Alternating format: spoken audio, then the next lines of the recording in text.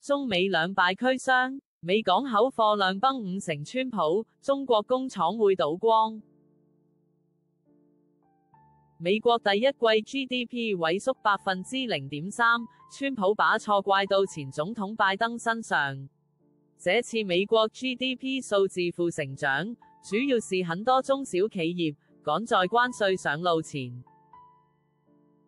大量進口囤貨，才會影響數字表現。而現在美國的港口也出現隱憂，因為大陸送往美國的貨櫃量崩跌50%，會影響很多人的生計。川普2.0第一份 GDP 成績單出爐，結果卻是不怎麼美麗。CNN 主播 John Berman， 如果我沒讀錯的話 ，GDP 是負0.3%，這將是自2022年以來的第一次季度萎縮。美國第一季 GDP 萎縮0.3%，不僅低於市場預估，也比去年第四季增長2.4%的數字，有著懸殊差距。不過川普還是認為，這一切都是拜登的錯。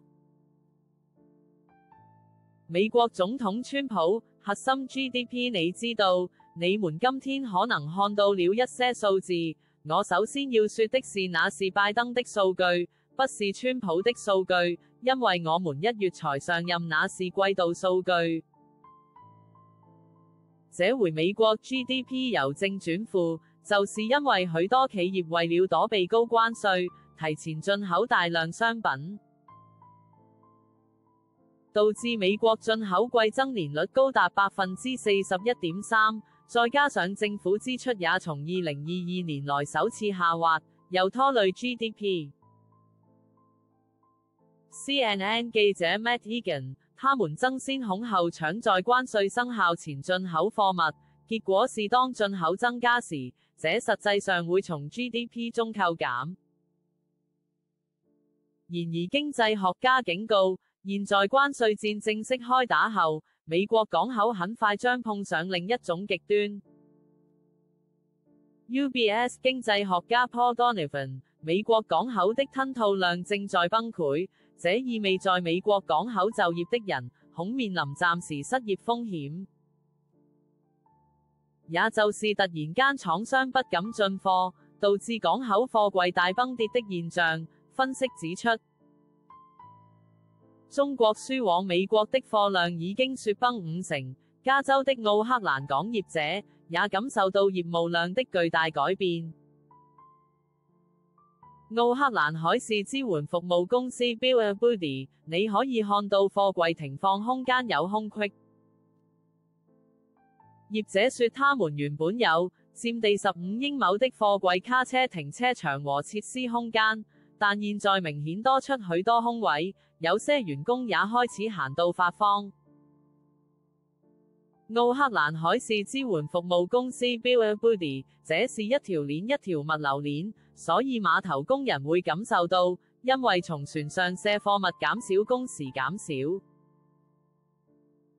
奧克蘭港也證實，過去幾個禮拜已出現所謂空白航行 blank sailing 現象，也就是指受市場不確定性影響，船舶取消或跳過港口，若情況不見改善，最嚴重將導致港口人員陷入失業潮。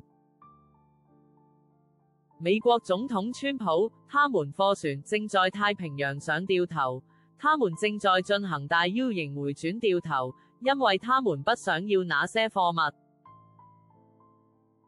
因為有145%的關稅，但在某個時候我希望能和中國達成協議，我們正和中國談判，但他們在中國各地的工廠都在關閉。但川普似乎想轉移焦點，只強調中國大陸情況更慘，就連美國股市在4月份整體下跌超過3%，他也還是怪罪拜登。CNN 主播 Jim Sciutto， 如你在左側所見，川普總統將今天華爾街下滑歸咎前總統拜登，怪這是拜登的股市，不是川普的。但右邊可以看到，他去年在股市飆升時又宣稱這是他的股市。除了美國港口業者差列等，當地的亞洲超市也苦惱進貨成本變高，將導致消費者也買不了手。一些弱勢的非裔農民同樣擔心成為關稅報復的受害者，以後種出來的作物會賣不出去。非裔農民協會創辦人 John Boyd Jr.： 你總統不能一下說你愛農民，一下又發信息說你是如何不能幫助我們。